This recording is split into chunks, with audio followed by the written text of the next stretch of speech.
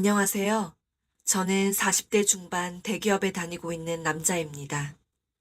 아내가 외도했습니다. 그 이야기를 하려니 남자로서 참 비참하네요. 화창한 봄날이었습니다. 오랜만에 아내와 함께 대형마트로 장을 보러 갔습니다. 최근 들어 팀미팅이 많아 주말에도 출근하느라 바빴습니다. 그래서 저는 아내에게 모든 집안일을 맡기는 게 미안했습니다. 아내가 아무리 전업주부라도 말이죠.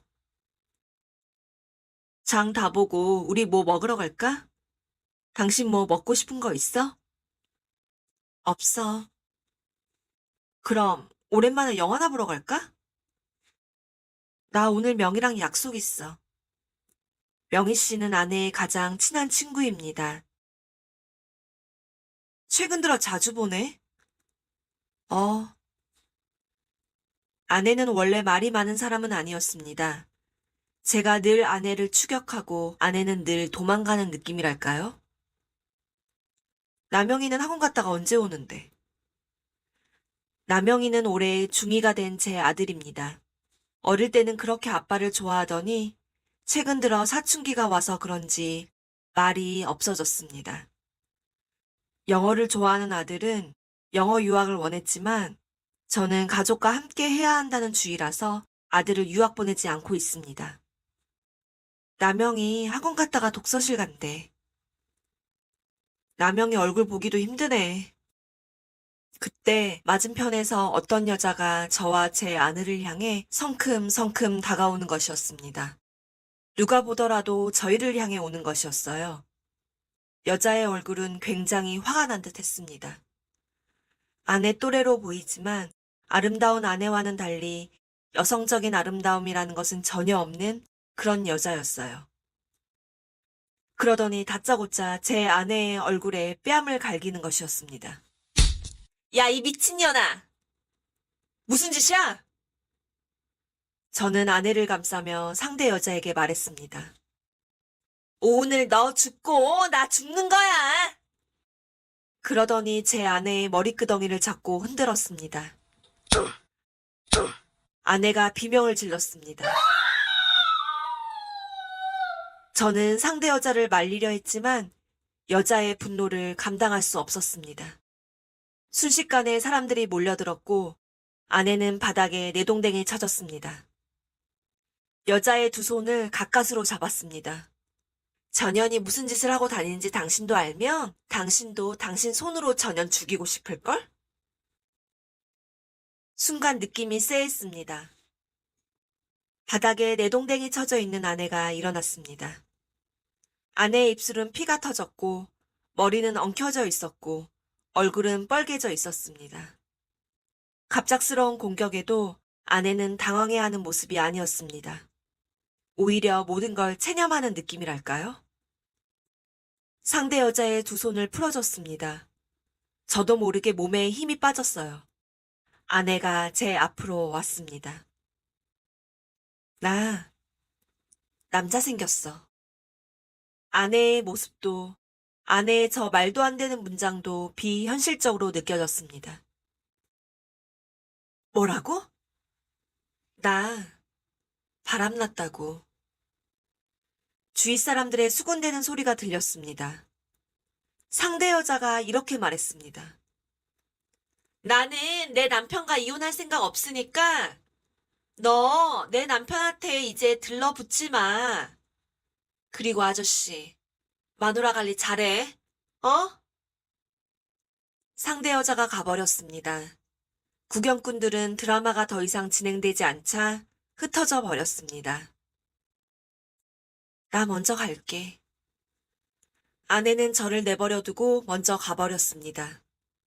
어떻게 집으로 돌아왔는지 기억이 나지 않습니다. 아내는 밤이 새도록 집에 들어오지 않았습니다.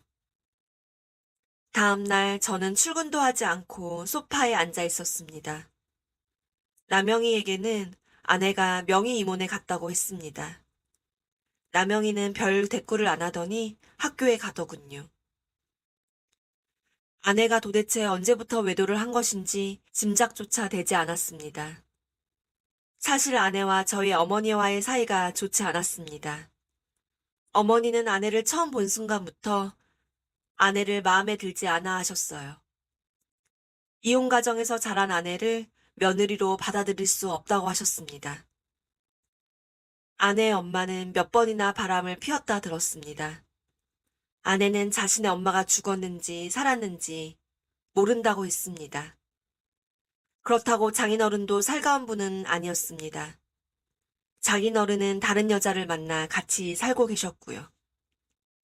저희 어머니는 서방도 없이 내가 어떻게 키운 아들인데 대한민국 최고 S그룹에 다니는 아들에게 콩가루 집안의 며느리가 가당키나 하냐며 결혼식에 오지 않겠다고 하셨습니다. 결혼 생활 후에도 어머니는 줄곧 저희 가정에 간섭을 하셨고 아내는 스트레스를 받아 했습니다. 그 때문에 아내가 유산도 한 번 했고요. 내 편이 될 수는 없어? 저는 늘 이렇게 대답했죠. 나야 늘 당신 편이지. 그치만 어머니한테 뭐라고 말해. 우리 어머니, 우리 아버지 돌아가시고 고생하면서 나 키운 거 당신도 알잖아. 고부간의 갈등이 아내의 외도로 이끈 걸까요?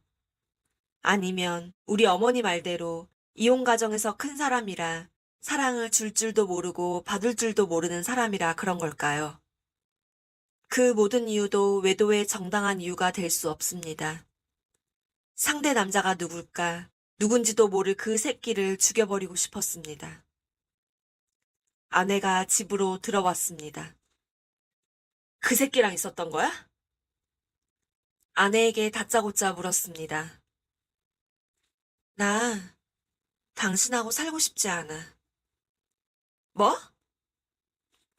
당신도 딴 남자랑 뒹군 여자랑 살고 싶지 않을 거 아니야.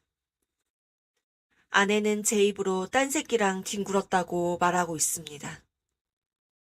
당신이 애 엄마야? 당신 미쳤어? 남영이도 알아. 남영이가 안다고? 남영이가 당신 바람난 걸 안다고? 첩첩산중이었습니다. 남영이가 나랑 그 남자랑 있는 거 봤어.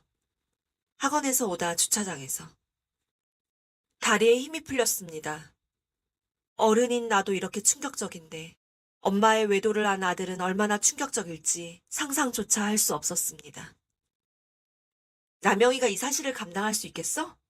네가 엄마야? 네가 사람이야? 남영이 운명이야.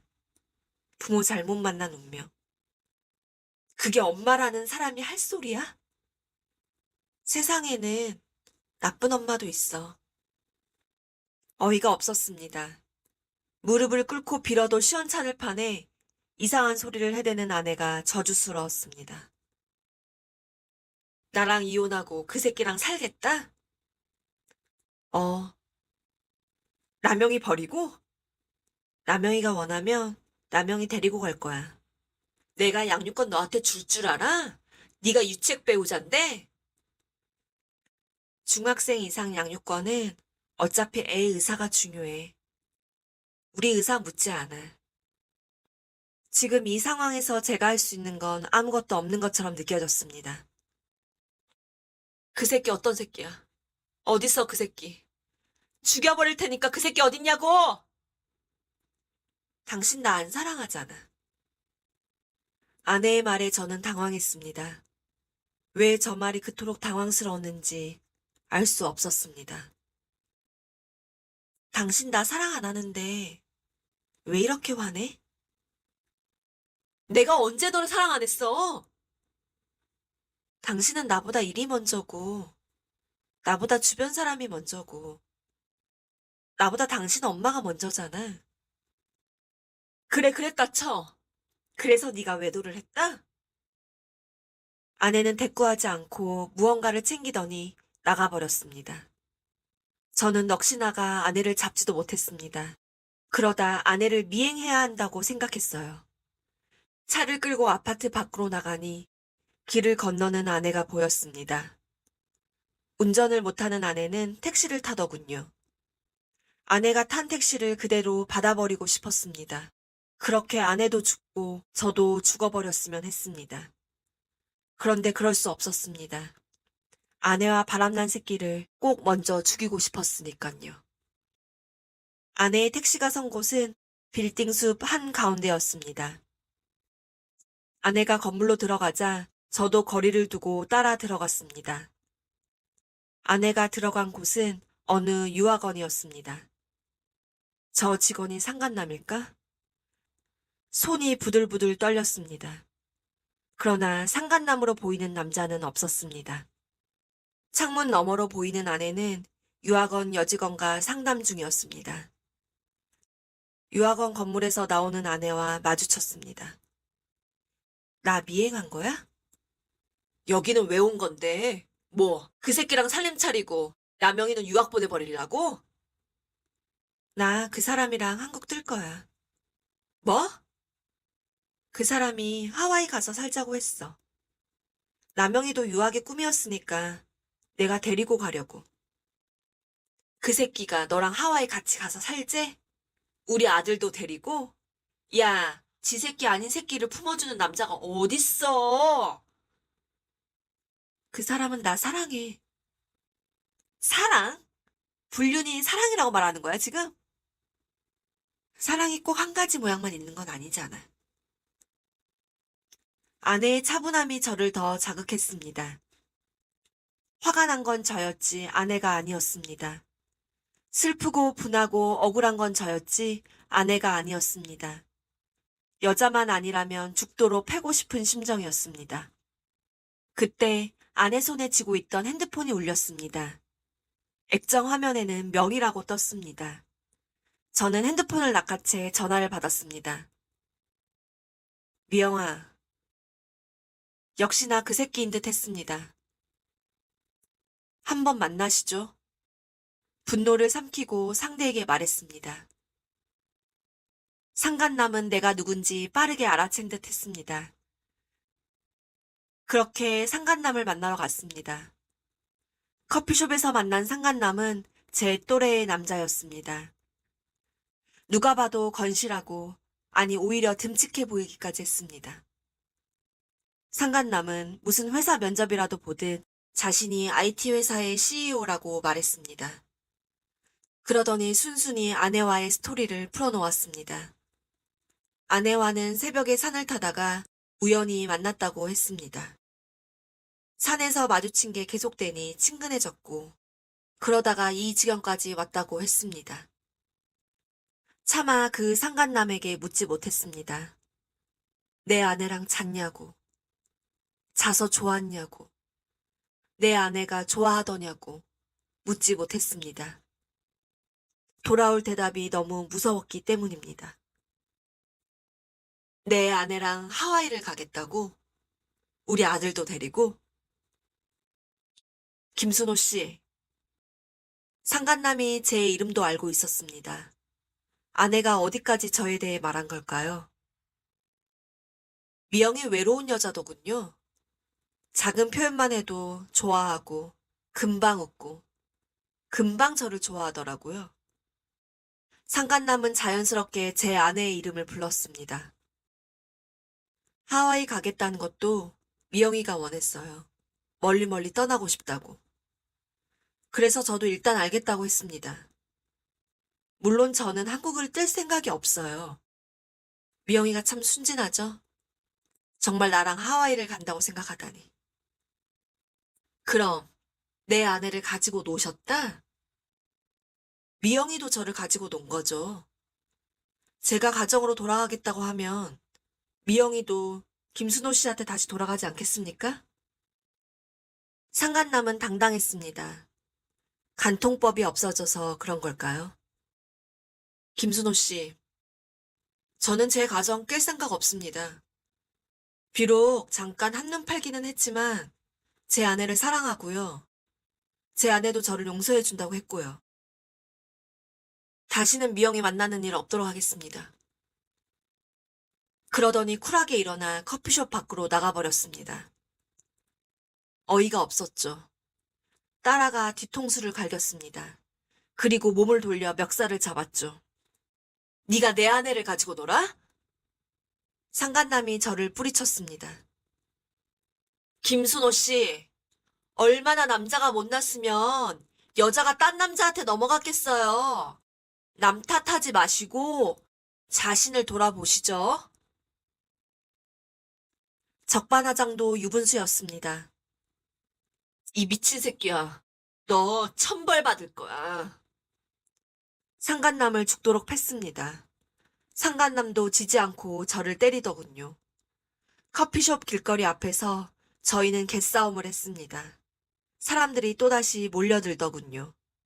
죽기 살기로 상간남을 때렸지만 상간남은 죽지 않았습니다. 둘 다 힘이 빠져 바닥에 누워 헐떡거렸습니다. 하늘을 바라보는데 하늘이 원망스럽더군요. 먼저 일어난 건 상간남이었습니다. 김순호 씨, 미영이가 그런 말은 하더군요. 남편은 좋은 남자라고. 자기만 안 만났으면 잘 풀릴 남자라고. 며칠을 집에 들어가지 않았습니다. 회사도 휴가를 냈습니다. 어느 모텔에 처박혀 생각했습니다. 아내와 이혼해야 하는 걸까? 내가 아내를 용서할 수 있을까? 아내를 외롭게 한 게 내 탓도 있으니, 아직 중2밖에 안 된 아들도 있으니, 내가 참아볼까? 연애 때 서로 사랑했던 순간을 떠오르면 눈물이 났습니다. 그러다가도 아내가 상간남과 몸을 섞는 장면이 상상이 돼 미쳐버릴 것 같았습니다. 일주일 만에 아내에게 연락을 했습니다. 아내는 순순히 집 앞 커피숍으로 나와주더군요. 우리 이별했어. 그 사람 가정 지키고 싶대. 그 상간남과 아내는 우리였습니다. 그럼 저와 아내는 무엇이었을까요? 꼴 좋다? 너만 그 새끼한테 몸 주고 마음 준 거야. 그런 것 같더라. 아내는 덤덤하게 말했습니다. 이 상황에서 미치고 팔짝 뛰는 건 저 혼자였습니다. 피해자는 만신창이가 되었는데 간통을 한 두 사람은 끄떡도 없는 것 같았습니다. 오빠, 아내가 다시 잘해보자고 할 것 같았습니다. 그러면 저는 다시 잘해볼까 해요. 저는 이혼남이 되기 싫었습니다. 어머니에게 자식이 이혼했다는 상처를 드리기도 싫었고, 아들에게 온전한 가정을 물려주고 싶었습니다. 맞습니다. 저는 모질입니다. 병신입니다. 그래도 아내를 용서해볼까 합니다. 오빠, 나 오늘 어학원 등록했어. 나 하와이 가. 그 새끼랑 헤어졌다며. 헤어졌어. 그 사람 가정으로 돌아갔다고 말했잖아. 그럼 어학원 왜 등록했는데? 남영이 유학 보내려고? 남영이는 안 간대. 남영이는 당신이랑 산대. 그래, 우리 당분간 떨어져 있는 것도 좋겠다. 그것도 좋겠어. 그렇게 하자. 아니, 오빠. 우리 이혼하자. 뭐? 이혼? 어, 우리 이혼해. 야, 이혼해도, 이혼해도 내가 이혼하자고 해서 이혼하는 거야. 네가 뭔데 이혼을 하자고 해? 이혼해줘. 야, 내가 널 용서한다잖아. 내가 널 용서한다고. 근데 이혼을 왜 해? 지금 이 모습까지 용서해주라. 이혼을 진행하는 동안에도 아내의 결심은 바뀌지 않았고, 저는 그렇게 이혼당했습니다. 그렇게 유학을 가고 싶었던 남영이는 저와 같이 살고 싶다고 하더군요. 제 아들 남영이도 순식간에 부모의 이혼을 당했습니다. 물론 아내가 유책 배우자니 제가 이혼을 거부할 수도 있었겠죠. 그런데 아내를 잡은들 무슨 소용이 있었겠습니까? 어머니께 술을 먹고 주정을 부리기도 했습니다. 이게 다 어머니 때문이라고요. 어머니는 이럴 줄 알았다며 차라리 잘된 일이라고 하시더군요. 저는 다시 일상을 살아갑니다. 자다가 벌떡 일어나는 일이 잦아졌습니다. 이 모든 과정에서 제가 선택한 건 하나도 없는 것 같았습니다. 이제 제가 할 수 있는 선택이 있다면 이 모든 상황을 수용하고 묵묵히 살아가는 것이겠죠. 아들이 어느 날 말했습니다.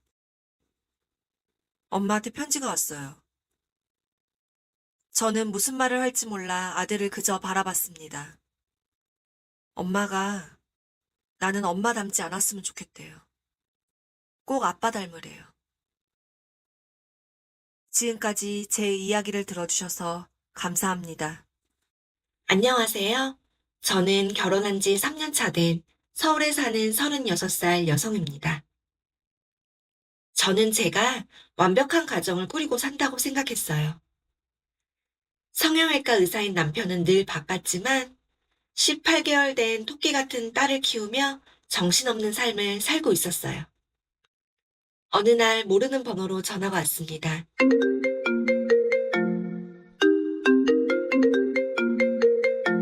여보세요? 소민이니? 누구? 나야, 정호. 정호는 제 첫사랑입니다. 고등학교 때 만나 15년을 만난 제 첫사랑이요. 딸아이 입속에 죽을 넣다 말고 스푼을 내려놨습니다. 할 말이 있어 전화했어. 정호는 어제 만난 사이라도 된 듯 아주 자연스럽게 말했어요. 저는 첫사랑이 반갑기도 하면서 이 전화 한 통이 남편에게 죄를 짓는 것 같아 불편했습니다. 네 남편 곽현, 바람났어. 첫사랑이 내게 한 말이었습니다. 네 남편 곽현, 바람났다고. 순간 모든 것이 정지된 느낌이었습니다. 소민아, 전화를 끊어버렸습니다. 손이 벌벌 떨려 핸드폰을 떨어뜨렸어요. 딸 별이는 이상함을 눈치챘는지 울기 시작했습니다. 저는 딸아이를 달래주지 못한 채 넋이 나가버렸어요. 그러고 보니 최근 들어 남편이 주말에 집에 있던 적이 없었습니다. 아이를 출산하고부터는 성관계도 갖지 않는 우리였습니다. 남편이 들어올 때까지 아무것도 할 수 없었어요. 무슨 일 있어? 이상함을 눈치챈 남편이 침대에 누우며 말했습니다. 저는 남편에게서 몸을 돌렸습니다. 차마 남편에게 묻지 못했습니다. 당신 바람났냐고. 우리 할까? 뭐? 우리 안 한 지 오래됐잖아. 피곤해. 남편은 관계를 거부했습니다. 지금껏 저는 제가 관계를 거부한다고 생각했습니다. 육아를 하다 보니 하고 싶은 생각조차 들지 않았거든요. 수술 때문에 피곤하다는 이유로 성관계를 원하지 않는 남편이 오히려 좋기까지 했습니다. 사실 남편은 결혼 전에도 저를 그렇게 사랑하지는 않았습니다. 남편의 아버지, 그러니까 시아버지가 저를 마음에 들어 하셨어요. 봉사활동 모임에서 만난 시아버지는 저에게 본인의 아들을 소개해 주겠다고 하셨습니다. 첫 만남의 남편은 저를 마음에 들어 하지 않았어요. 아버지에게 꼼짝도 못하는 남편은 하는 수 없이 저와 만남을 유지했습니다. 시아버지는 저와 결혼하지 않으면 병원을 물려주지 않겠다고 하셨습니다. 남편은 저를 사랑하진 않았지만 결혼하고 싶어 했습니다. 저는 이미 첫사랑과 긴 연애를 해봤기에 뜨거운 사랑보다는 안정감을 택하고 싶었습니다. 그리고 2대째 의사 집안의 의사와 결혼한다니 신데렐라가 된 듯 기쁘기만 했습니다. 물론 지금도 남편이 저를 끔찍히 사랑한다는 건 모르겠습니다. 그렇다고 외도라니요. 사랑하지 않는 부부가 다 외도하는 건 아니잖아요. 정호의 말을 믿을 수 없었습니다. 내 남편이 외도를 한다니. 저는 정호의 말이 거짓이라고 확신했습니다. 또다시 핸드폰이 울렸습니다.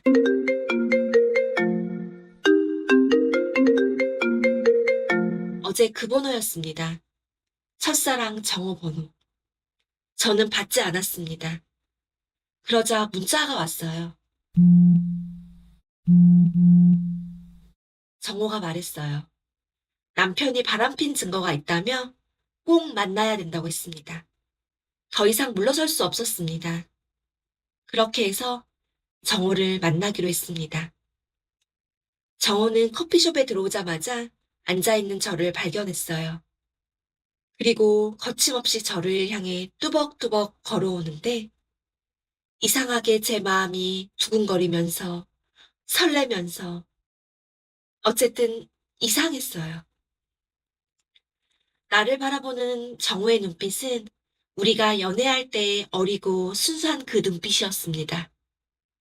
그런데 그 눈빛과는 다르게 정호에게는 성공한 남자의 분위기가 났어요. 가난한 집안에서 태어났지만 별 욕심이 없었던 남자. 이 남자와 살면 평생 가난할 것만 같아서 무서워서 도망치듯 이별을 선택했었어요. 헤어지자고 말했을 때 정호는 울며 매달렸습니다. 네가 원한다면 성공해주겠다고. 네가 원한다면 그깟 돈 벌어주겠다고 정호는 울며 저에게 매달렸어요. 부모님의 가난이 지긋지긋했던 저는 정호와 정호의 부모님의 가난을 받아들일 수 없었습니다. 그렇게 우리는 헤어졌죠. 옛사랑이 떠오르며 가슴 한켠이 아파왔습니다.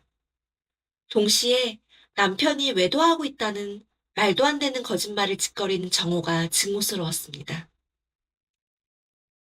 증거가 있다고? 제 말에 정호는 제 앞으로 서류 봉투를 건네주었습니다. 그 안에는 남편과 어떤 여자가 엉켜 붙어 있는 사진들이었어요. 차 안에서 두 남녀가 입술을 붙이고 엉겨 붙어 있었어요. 자세히 보니 그 여자는 남편의 병원에서 일하고 있는 간호사였습니다. 소민아, 네 남편 쓰레기야. 이혼해라. 앞이 보이지 않았어요. 차라리 눈이 멀면했습니다. 그러다 다시 사진 속 남편과 상간녀를 보았습니다. 자리를 박차고 커피숍을 나왔어요. 다리가 힘이 풀려 길거리에 주저앉고 말았습니다. 소민아, 어느새 다가온 정호는 나를 토닥이려고 했죠. 손대지 마! 아직 난 유부녀였습니다. 벌떡 일어나 정호를 노려봤죠. 너 가난하다는 이유로 찼다고 지금 나한테 복수하는 거야?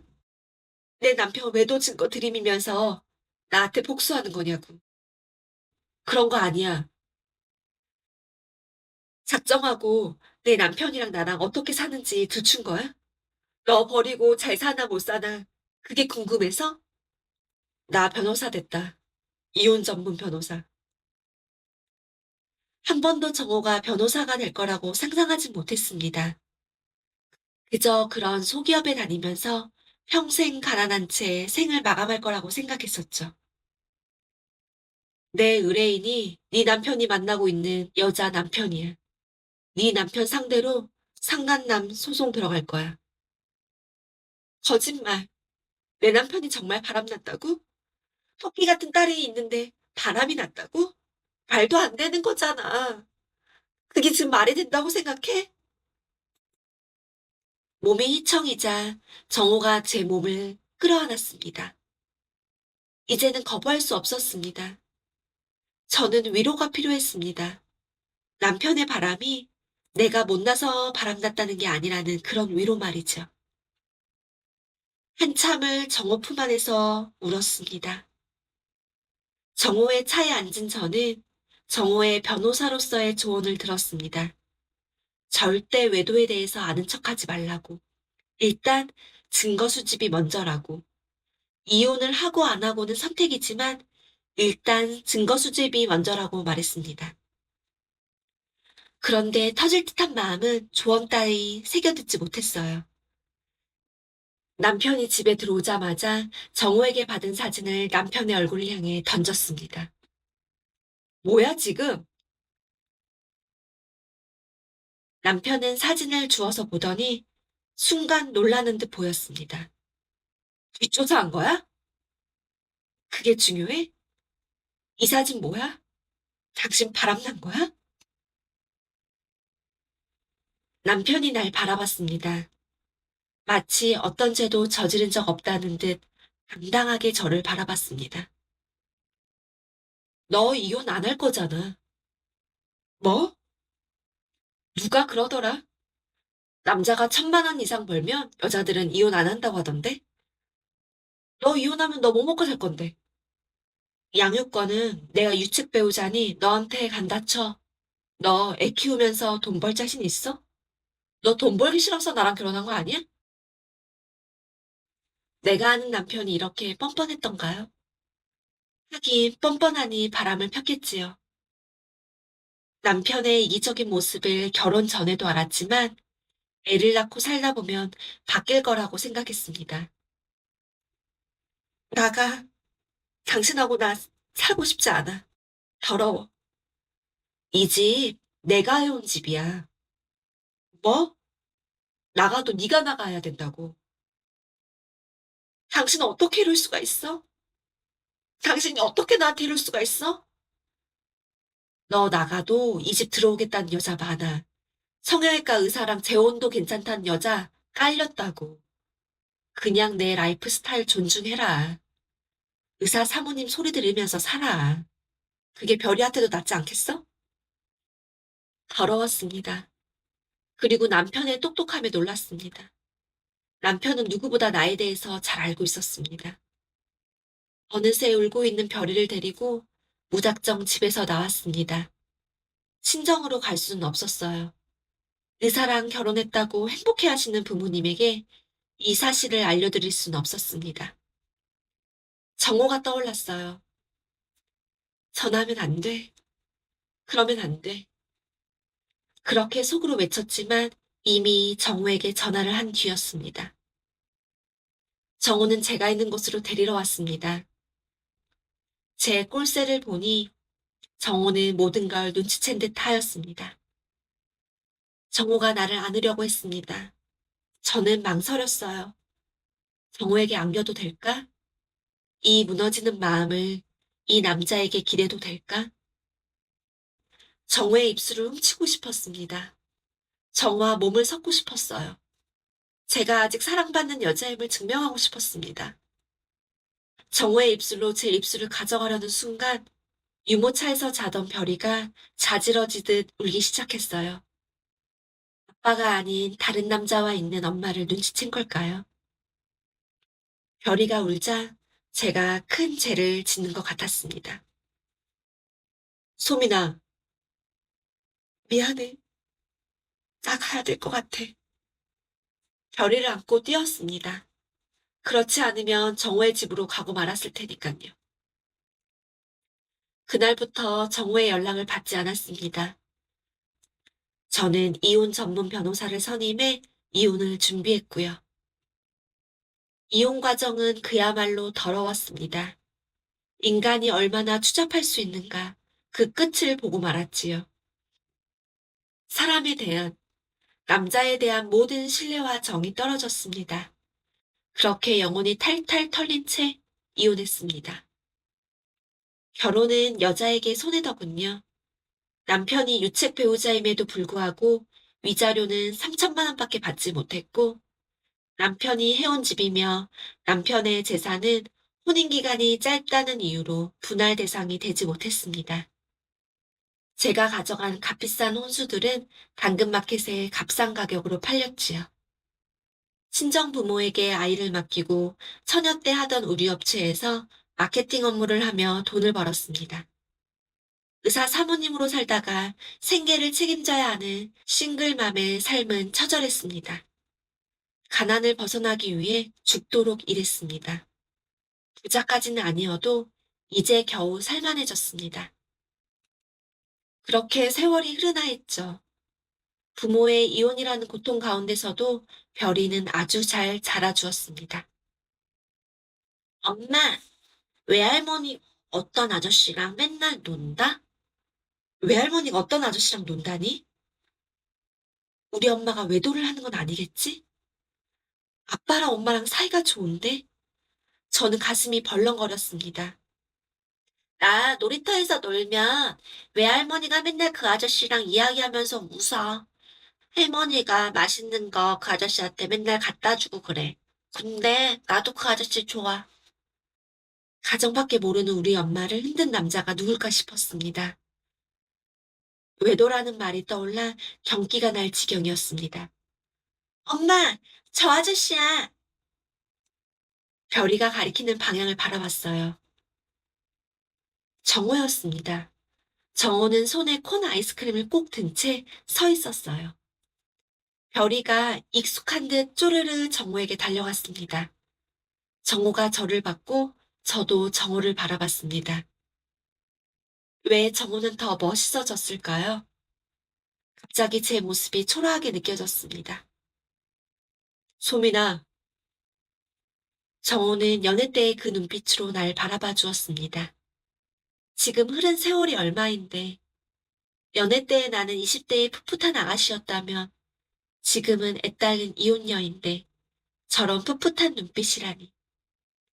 내가 저 눈빛을 받을 자격이 되는 여자인가? 별 생각이 다 들었습니다. 그동안 정호가 생각나지 않았다면 거짓말이었겠죠. 우리 엄마랑 별이랑 계속 만났던 거야? 어, 왜? 왜겠어? 말문이 막혀 정호를 바라봤습니다. 정호야, 알아 너 이혼녀인 거. 이혼이 흔한 세상이라지만 저에게 이혼이란 말은 여전히 가슴 아픈 단어입니다. 그리고 너한테 별이도 있는 거 나 알아. 다 알면 이렇게 찾아오지 마. 누가 결혼하지? 뭐? 그냥 만나서 밥 먹고 커피 마시고 놀러 다니고 그러자는 거지. 어디서 들어본 문장이었습니다. 생각해보니 고등학생인 정호가 고등학생인 저에게 말했던 문장이었어요. 누가 사귀재? 그냥 만나서 밥 먹고 떡볶이 먹고 노래방 다니고 그러자는 거지. 옛날 생각이 나 눈물이 핑 돌았습니다. 왜 난 이 멋진 남자를 차버렸던 걸까요? 소민아, 정호가 날 안았습니다. 이제는 갈등이 되지 않았어요. 그냥 정호의 품에 안겨 있었습니다. 고생했다. 이제 남은 건 꽃길이야. 왜냐면 이제 너한텐 내가 있으니까. 저는 정호의 품에서 엉엉 울고 말았어요. 이혼 서류에 도장을 찍은 그날 이후로 단 한 번도 울지 않았던 저였습니다. 울지 마. 애기 같잖아. 정소민, 애기. 그래서 어떻게 됐냐고요? 우리는 밥을 먹고 커피를 마시고 놀러 다니고 있어요. 어느 때는 별이랑 함께 데이트도 하고, 어느 때는 엄마랑도 함께하며 그렇게 지내고 있어요. 그래요. 전 지금 연애 중이랍니다. 지금까지 제 이야기를 들어주셔서 감사합니다.